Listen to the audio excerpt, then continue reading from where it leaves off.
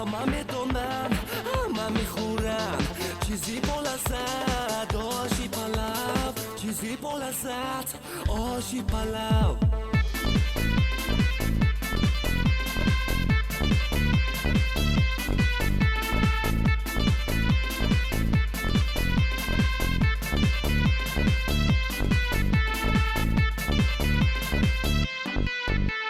رفتم پنجشنبه بازار کردم خریدی بسیار مزه کردم چه خانه با جوره ها یک جایه آشی پلاو خوشمزه